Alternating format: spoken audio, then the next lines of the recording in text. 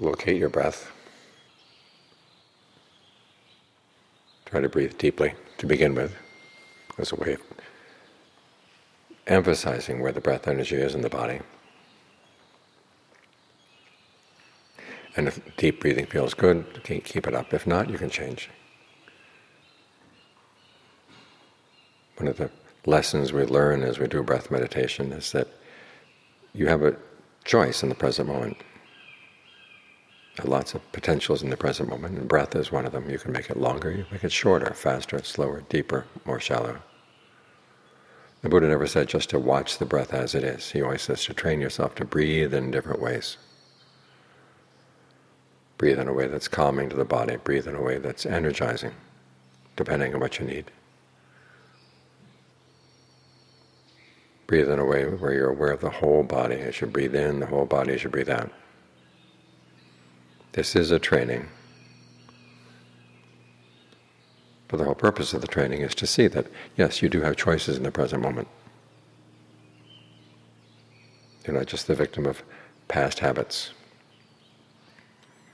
If you couldn't change your past habits, the Buddha said there would have been no point in teaching. The fact that he did teach was because we can change. So look what you can change right now. You can change your breath, make it nicer, make it more soothing to the body if that's what the body needs, more energizing if that's what it needs. And then you can turn around and look at your mind. You can perceive the breath in different ways. What kind of perception is useful right now? It's in this way that the breath becomes a skill. And as you develop this skill, you learn a lot about not only the breath, but more importantly about the mind. Because the mind is what's in charge right now. In fact, it's always in charge. The problem is the wrong parts of the mind tend to be in charge. Your greed, aversion, and delusion tend to be in charge. Your mindfulness gets forgotten. Your alertness is off someplace else. And the mind can be very lazy, just want to do whatever it's done out of force of habit. But then you don't learn anything that way, and there's certainly nothing improved that way.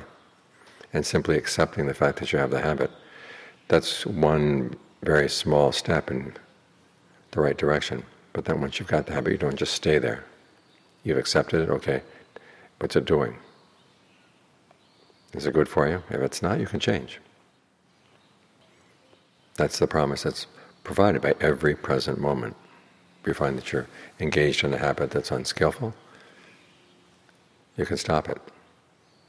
Or maybe you can't stop it once and for all, but for the time being, for this moment you say no, and then this moment you say no, and then this moment. And you begin to see the mind's reactions. And that's how you come to understand the mind, by resisting its impulses. And then it shows its true nature, it shows its true colors. And then you can see more clearly the problems you've got to deal with inside and use the Buddha's teachings and whatever other Dharma you've learned from your practice to undercut whatever unskillful voices there are in the mind. So you learn about the mind by training it and seeing where it resists the training. And you don't just give in and say, well, that's an awful lot of effort that goes into the training. And we're supposed to be finding peace and quiet, so I'll just be peaceful and quiet. There's a lot of work that has to go into becoming peaceful and quiet. And simply giving in to your old defilements is not the way to do it. You have to resist them. Use whatever energy, whatever wisdom you have, whatever discernment you have.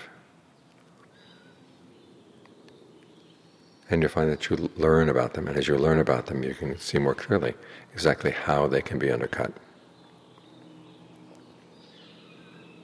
Where does this happen? It all happens right here. So focus your attention right here. Make it clear right here. Stable, steady right here, with a sense of well-being. When you're coming from a sense of well-being, then it's a lot easier to train the mind. Have the right attitude toward its unskillful qualities.